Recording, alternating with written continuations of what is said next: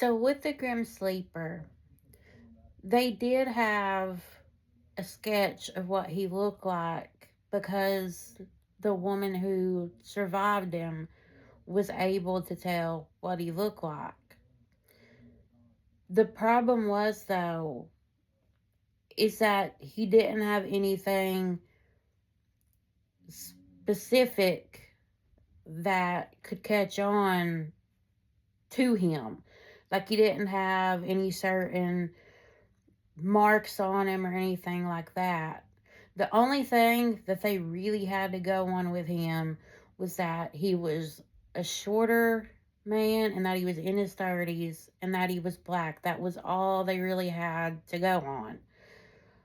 So they knew they were looking for a serial killer, but they wouldn't release that information until years later. And they wouldn't release the 911 call that happened until years later. So a lot of people were really angry at the police for this because so many people did not know about this that lived in California. At the time, some of the detectives were going back through the code cases and they realized a lot of similarities, a lot of them. And after he took the life of a young 25-year-old who she was trying to get her son back and she was trying to get back on the right path. And he shot her and she didn't pass away right away. She would, though, end up passing away. So the police were determined to get this man off the streets at this point because he had killed a 15-year-old.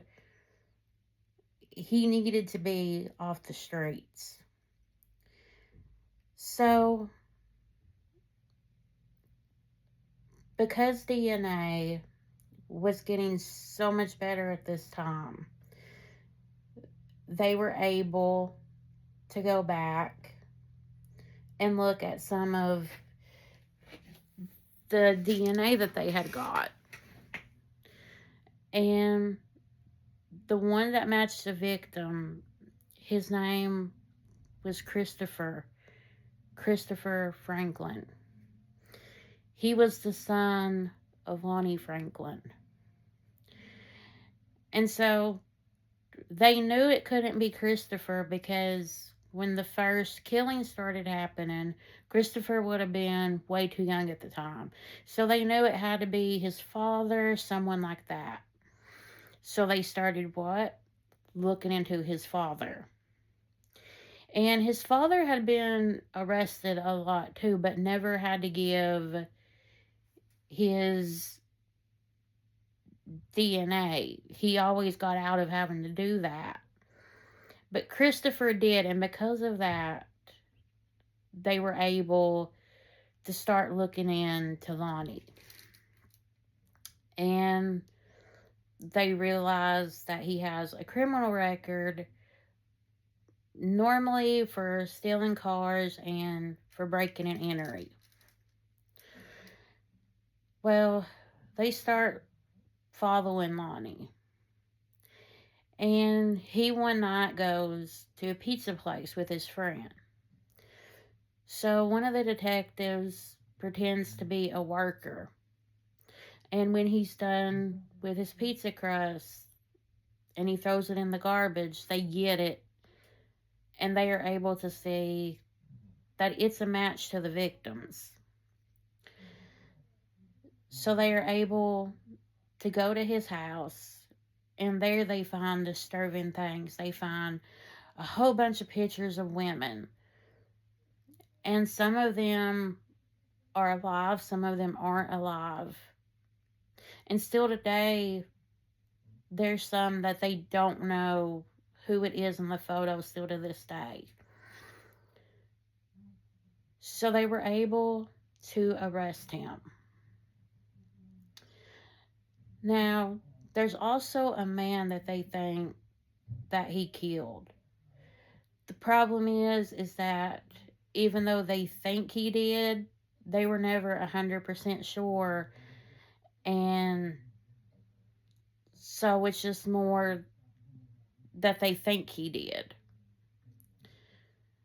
The rest, though, they had a lot of evidence to be able to arrest him. So he was arrested, and watching the interrogation is really sad because he's talking about some of them women and calling them horrible names.